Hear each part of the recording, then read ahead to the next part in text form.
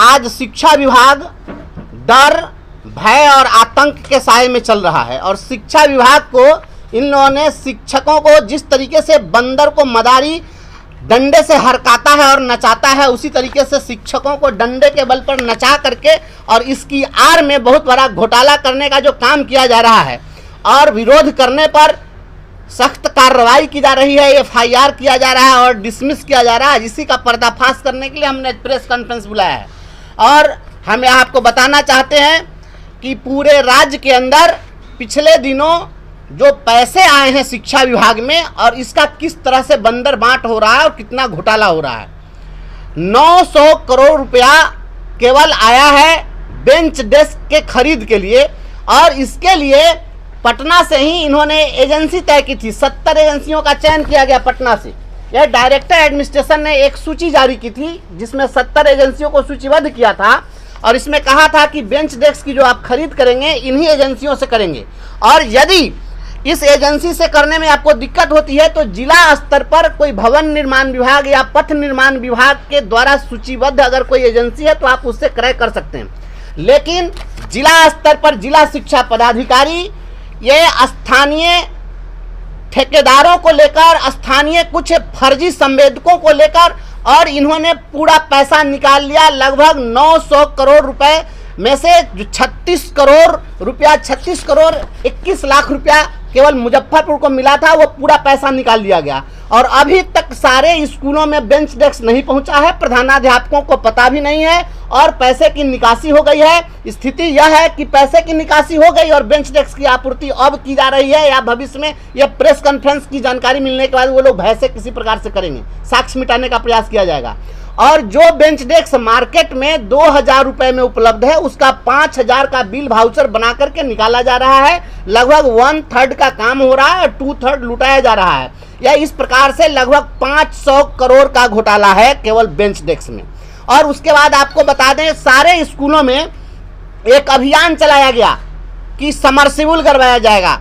आप जानते हैं कम से कम उत्तर बिहार में तो ऐसी स्थिति नहीं है जहां पर स्कूलों में पेयजल का संकट हो। सारे स्कूलों में एक एक दो दो चापाकल है, इसके बावजूद वहां पर केवल लूट बाजारी करने के लिए समरसिबल कराने का नाटक किया गया है। और एक समरसिबल का जो इन्होंने बनाया है वाउचर वह 2,64,000 रुपए का एस्टिमेट है और 2,64,000 रुपए में जो कुछ भी काम किया जाना है, एक भी मैं चुनौती के साथ कहता हूं आदरणीय के पाठक जी, आपको अगर आईना दिखाने पर आप कार्रवाई करते हैं और डर दिखाते हैं तो ये आईना आपके लिए अच्छा है। इस चेहरे में आप अपनी सूरत को देख लीजिए, आपको पता चल जाएगा हकीकत क्या है। आईना तोड़ने से कुछ नहीं होने वाला है। एक भी समरसिबल पूरे मुजफ्फरपुर में जाकर के आप जांच कर लीजिए, जहां आपके मापदंड के अनुसार काम हुआ हो तो आप हमें जो सजा दीजिएगा हमें मंजूर है। लेकिन 2,64,000 का बिल बनाकर के 60 से 70,000 का काम किया जा रहा है और पैसा लुटवाया जा रहा है और आप कहेंगे कि नहीं आप नहीं बोलिए और आप पर कार्रवाई कर दी जाएगी, तो आपके इस कार्रवाई से हम डरने वाले नहीं। और आप बेचैन मत होइए, सारे चीज का भंडाफोड़ होगा। यहाँ पर ये डंडा से शिक्षकों को हाँकिएगा और लोगों के आवाज को दबाइएगा और घोटाला करते रहिएगा, यह नहीं चलेगा। और शिक्षकों के सम्मान के लिए या नौकरी के अगर जान भी अगर दांव पर लगाना होगा तो हम कुर्बानी देने के लिए तैयार हैं। और आपको जो आपकी जो मनस्थिति है, मैं समझ सकता हूं कि आपकी मनस्थिति क्या है और ऐसा होना लाजमी है। जिस तरीके से आप स्कूलों में आप अभी बताइए, ऐसा हो सकता है 28 तारीख को एक चिट्ठी जारी होती है जिला शिक्षा पदाधिकारी के द्वारा और इसमें कहा जा रहा है कि प्रत्येक पंचायत में जो VC नोड स्थापित किए गए हैं उस VC नोड पर जो VC की व्यवस्था के लिए कुछ उपकरण की खरीदारी करनी है, उसके लिए 44,000 रुपए खर्च करना है। और चेतावनी दी जाती है कि अगर आप 29 तारीख तक नहीं करते हैं तो कार्रवाई होगी। 28 तारीख को आप शाम में पत्र जारी करिए, 29 तारीख को एक दिन में खाता भी खुलवा दीजिए, क्रय के लिए बैठक भी हो जाए, एजेंसी भी तय हो जाए, सारी खरीदारी भी हो जाए, पूरा पैसा निकल गया। आप तमाम पत्रकार साथियों को मैं कहना चाहता हूं कि आपसे एक आग्रह है कि आप सभी जो पंचायत स्तरीय VC नोट बनाए गए हैं, आप कल के कल सारे प्रखंडों से रिपोर्ट लीजिए कि उन VC नोट्स में कौन कौन से उपकरण की खरीदारी हो गई। मैं दावा करता हूं एक भी VC नोट पर कोई खरीदारी नहीं हुई है और प्रत्येक VC नोट के लिए 44,000 की दर से पैसे की निकासी हो गई। ये फर्जी निकासी हो रही है। और जिलाधिकारी महोदय को भी विभाग ने पत्र दिया था और इनको कहा था, यह के पाठक जी का पत्र है, आपको ज्ञापांक 204 है और 17 फरवरी 24 को एक पत्र जारी हुआ है और डीएम को संबोधित यह पत्र है। इसमें लिखा गया था कि जो बेंच डेस्क खरीदे जा रहे हैं उसके गुणवत्ता की आप जांच करेंगे, उनको जवाबदेही दी गई थी। अभी तक कितने स्कूलों में बेंच डेस्क के गुणवत्ता की जांच हुई है? मैं दावे के साथ कह सकता हूं विभाग का जो गाइडलाइन था उसको फॉलो नहीं किया गया है, पूरा पैसा बंदरबाट हो रहा है, बेंच डेस्क घोटाला हुआ है, बेंच डेस्क में कोई क्वालिटी नहीं है, बेंच डेस्क 6 महीने साल भर में पूरा खत्म हो जाएगा, इस तरह का बेंच डेस्क सप्लाई हो रहा है, उसके क्वालिटी की पूरी जांच हो। और शिक्षकों के ऊपर जो हंटर चलाने का प्रयास किया जा रहा है, ये आपके हंटर से हम लोग डरने वाले नहीं हैं और बिहार के शिक्षकों को गुलाम आप नहीं समझिए। हम यह अपील करते हैं और हम यह मांग करते हैं राज्य सरकार से और राज्यपाल महोदय से मांग करते हैं कि के पाठक जी के रीजन में जितना पैसा रिलीज हुआ है और जो खर्च हुआ है पूरे क्रय, उसके अभिस्रव, इन तमाम चीज़ों की जांच हो। स्कूलों पर आपने निर्धारित किया था कि विद्यालय स्तर पर जो क्रय समिति है वह क्रय समिति कम से कम 3 संवेदकों से कोटेशन प्राप्त करेगी। आप कोटेशन पता कर लीजिए, जो संवेदक वहां सामान सप्लाई किया है कंप्यूटर से फर्जी एक कोटेशन दे दिया है और उसी कोटेशन के आधार पर यहां से खरीदारी हुई है। कोई विद्यालय स्तर पर क्रय समिति ने कुछ नहीं किया है। हेडमास्टर का या तो फर्जी दस्तखत किया गया है या दबाव देकर के दस्तखत कराया गया है और पैसे की निकासी हुई है। और आदरणीय के पाठक जी, आपने मधुबनी के डीओ को सस्पेंड कर दिया, आपने गया के डीपीओ को सस्पेंड कर दिया। क्यों किया? क्योंकि उसने पूरा पैसा खर्च नहीं किया, वह ईमानदारी दिखाया। पॉसिबल नहीं है कि आप एक सप्ताह में कहिए कि लाखों बेंच डेस्क की आपूर्ति हो जाए, यह मंत्र से बेंच डेस्क की आपूर्ति संभव नहीं है। आप जिस तरीके से अच्छे पदाधिकारियों पर कार्रवाई कर रहे हैं और लुटेरों को लूट की पूरी छूट दे रहे हैं, तो ये इसकी जांच होनी चाहिए। और रही बात हमारे निलंबन और बर्खास्तगी की, तो निलंबन और बर्खास्तगी के लिए जो आप कह रहे हैं कि यह शिक्षक का आचरण नहीं है, तो क्या राज्यपाल के महामहिम राज्यपाल को चुनौती देना एसीएस का क्या यह कैरेक्टर है? क्या बिहार के अंदर में एक प्रतिष्ठित डॉक्टर अजय बाबू जैसे वृद्ध और सम्मानित डॉक्टर को धमकी देना और गाली देना, क्या यह एसीएस का कृत्य होना चाहिए?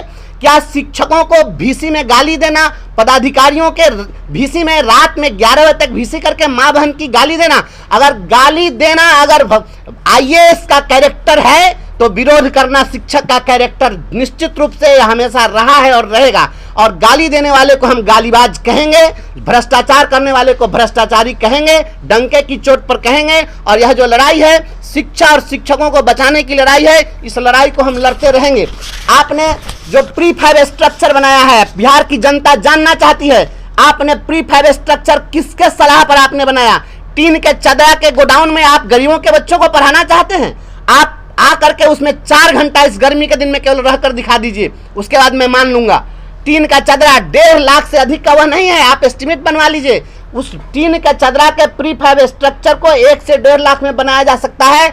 उसकी जो क्वालिटी है आप जांच कर लीजिए और उस पर 5 लाख रुपया प्रति प्रीफैब स्ट्रक्चर निकासी की जा रही है। यह कौन सा न्याय और कौन सी ईमानदारी है? और माननीय मुख्यमंत्री जी कहते हैं कि यही बहुत बड़े ईमानदार पदाधिकारी हैं। तो यदि यह ईमानदारी है तो हम लोग जो आवाज उठा रहे हैं उसकी भी आप जांच करा लीजिए कि ईमानदारी क्या है। पूरे बिहार में आप होली के दिन, दिवाली के दिन, रक्षाबंधन के दिन, नववर्ष के दिन जो विद्यालय खोले जा रहे हैं केवल सुर्खियां बटोरने के लिए आप कर रहे हैं और सुर्खियों को बटोर करके और आप इन घोटालों पर पर्दा डालना चाहते हैं कि लोगों तक यह बात नहीं पहुंचे। लोगों को यह पता है भी है क्या कि सैकड़ों करोड़ रुपए, हजारों करोड़ रुपए रिलीज हुए और उनका बंदरबाट हो गया।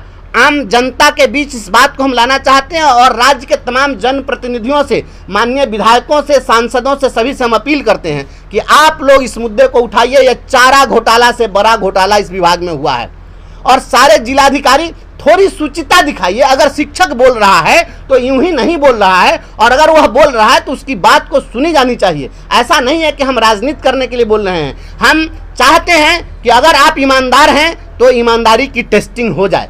और बिहार में आप जिस तरीके से गरीबों के बच्चों को 23 लाख गरीब के बच्चों का आपने नाम काटा, आपने कभी सोचा कि 23 लाख जो बच्चे 3 दिन तक विद्यालय नहीं गए उनका क्या कसूर रहा होगा? जिनके सामने भोजन के लाले पड़े हुए हैं, जो आर्थिक तंगी से गुजरने वाला परिवार है, आप उसका उपहास उड़ा रहे हैं और गरीबों का मजाक बना रहे हैं। उनके गरीबी के ऊपर में आप डंडा चलाएंगे। इन गरीबों के बच्चों को 23 लाख बच्चों का आपने नाम काटा, आपको इसका क्या अधिकार था? आप कहेंगे कि हम नहीं बोले, हम बोलेंगे। हम गरीबों के पक्ष में खड़े हैं, अपने बच्चों के पक्ष में खड़े हैं। रोटी के सवाल पर जो जूझ रहे हैं उनको आप किताबी ज्ञान दे करके और उनके विद्यालय में 100% उपस्थिति सुनिश्चित कराने की जो आप बात कर रहे हैं, यह बेईमानी है। आपको व्यवहारिक ज्ञान नहीं है, व्यवहारिक बात को आप समझिए। और आपने संघ संगठनों पर प्रतिबंध लगा दिया। बबीता चौरसिया के मामले में हाईकोर्ट ने क्या टिप्पणी की? हाईकोर्ट ने कहा कि शिक्षा विभाग के अधिकारी जो हैं वो मानसिक दिवालिया हैं। उसने कहा है कि ये जो पदाधिकारी हैं ये सनकी भरा आदेश जारी किया। आप पढ़ लीजिए उसमें क्या लिखा हुआ है। आप ये सनकी पाना से विभाग नहीं चलेगा और ये सनक से नहीं चलेगा। शिक्षकों की मानसिक हालत क्या हो गई है?